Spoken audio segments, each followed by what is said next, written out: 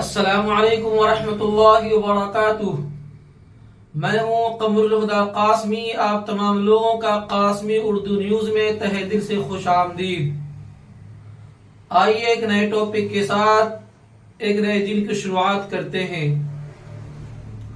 فلسطین اور اسرائیل میں انسانی لاشوں کا انبار لگا ہوا ہے اور زخمیوں کی تعداد بھی کچھ ایسا ہی ہے۔ اسرائیلی سینا کے مطابق اس نے پچھلے 5 دنوں میں 6000 بم گرا کر کے آسمان کو دھواں اور زمین پر قیامت صغریٰ قائم کر دی ہے۔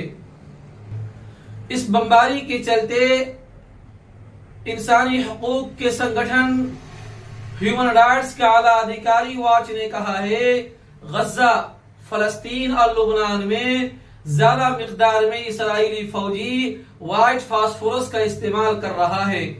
اس نے یہ بھی کہا ہے ایسا گھاتک ہتھیار استعمال کرنا عام شہری کو کافی گہرا زخم دے سکتا ہے۔ بین الاقوامی مانوادھیکار کا یہ بھی کہنا ہے کہ اسرائیلی سینا ہمیشہ جنگ کی خلاف ورزی کرتے ہوئے آیا ہے۔ انسانی حقوق کے اعلیٰ ادھیکاری واچ نے کہا ہے انہوں نے 10 اکتوبر کو لبنان میں اور 11 اکتوبر کو غزہ میں شوٹ کیے گئے ویڈیو کی جانچ پڑتال کے بعد شناخت کی ہے، جس میں غزہ پٹی سے رپورٹ آئی ہے اسرائیل اور لبنان کے سرحد کے قریب دیہات کے 2 علاقے میں توپ خانے سے داغے گئے سفید وائٹ فاسفورس کے کئی ہوائی وسفوٹ دیکھے تھے۔ انسانی حقوق کی واچ مدھیہ پور اور اتری افریقہ کے لاما فقی کہتے ہیں اور اتری افریقہ کے ڈائریکٹر لاما فقی کہتے ہیں جب بھی انسانی ہجوم والے علاقے میں وائٹ فاسفورس کا استعمال کیا جاتا ہے تو اس سے کافی گہرا زخم، جلن اور ہمیشہ موت کا خطرہ منڈلاتا رہتا ہے۔ سال 2013 میں اسرائیلی سینا نے کہا تھا کہ وہ جنگ کے میدان میں وائٹ فاسفورس والی گولی باری کا استعمال بند کرنے جا رہی ہے۔ اس وقت بھی انسانی حقوق کے سموہ نے غزوہ جدوجہد کے دوران یہ الزام لگایا تھا کہ اسرائیلی سینا وائٹ فاسفورس کا استعمال کر رہی ہے۔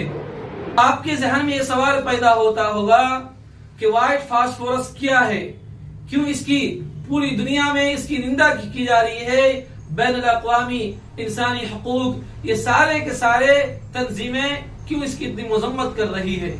وائٹ فاسفورس ایک کیمیائی مادے جس کی انگلش میں کیمیکل سبسٹینس کہتے ہیں، جو آکسیجن کے کانٹیکٹ میں آنے پر جل اٹھتا ہے۔ اس کا استعمال توپ خانے کے گولوں، بم اور راکٹ میں کیا جاتا ہے۔ ایک مرتبہ جب وائٹ فاسفورس آکسیجن کے کانٹیکٹ میں آتا ہے تو کیمیائی مادے 815 ڈگری سے زیادہ تاپمان اس کے اندر تیزی گرمی پیدا کرتی ہے۔ کیمیائی مادے کیمیکل سبسٹینس کے کانٹیکٹ میں آنے سے وائٹ فاسفورس کے جلنے کی وجہ سے آسمان و زمین میں روشنی اور گاڑھا دھواں پیدا ہوتا ہے، جس کا استعمال فوجی کارروائی میں کیا جاتا ہے۔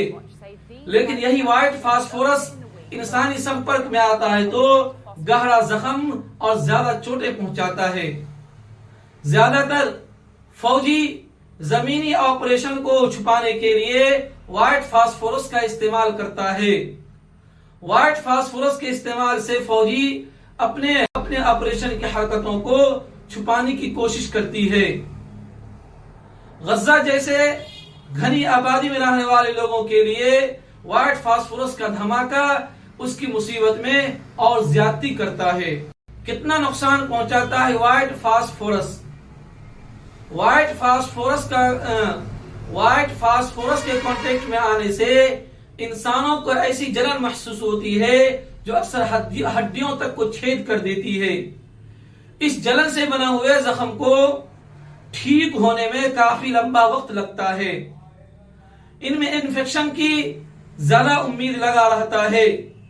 اگر انسانی جسم صرف 10% وائٹ فاسفورس کے جلنے کی وجہ سے زخم ہو جائے تو اس میں زندگی کی کوئی امید باقی نہیں رہتی ہے۔ اس کے کانٹیکٹ میں آنے سے انسانوں کو سانس لینے میں کافی پریشانیوں کا سامنا کرنا پڑتا ہے۔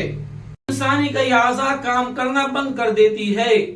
وائٹ فاسفورس کے کانٹیکٹ میں آنے سے شروعاتی زخم کے بعد جو لوگ بچ جاتے ہیں وہ اپنی زندگی میں کافی درد سہتے ہیں اور زندگی کے ہر موڑ پر کافی پریشانیوں کا سامنا کرنا پڑتا ہے، اور ان کے اعضاء جسم پر بڑے بڑے نشان، زخم کے نشان اور نفسیاتی حالات پر کافی برا اثر ڈالتے ہیں۔ مسلح تصادم میں وائٹ فاسفورس کا استعمال کئی بین الاقوامی قانونی ڈھانچوں کے تحت ہے۔ روایتی ہتھیاروں کے نقل و حمل پر CCW پروٹوکول 3 کے تحت ناگرک آبادی یا ناگرک علاقے میں آگ لگانے والے ہتھیار کی شکل میں وائٹ فاسفورس کے استعمال کرنے پر پابندی ہے۔ پروٹوکول کے تحت اس کا استعمال صرف بین الاقوامی انسانی ہمدردی کے اصول کے تحت، مثلا سنگلنگ، اسکریننگ، مارکنگ کے لیے کیا جانا چاہیے، جس میں کچھ لوگوں نے عوام اور پرندوں کے نقصان کو کم کرنے کے لیے سخت قانون اور زیادہ نگرانی کی مانگ کی ہے۔ یہ ساری جانکاری مختلف ویب سائٹ اور مختلف کتابوں کے چھاننے کے بعد آپ کے سامنے حلوہ بنا کر پیش کیا ہے۔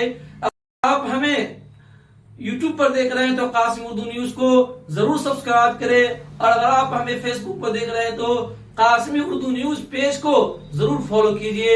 ملتے ہیں نیکسٹ ویڈیو میں۔ السلام علیکم ورحمۃ اللہ وبرکاتہ۔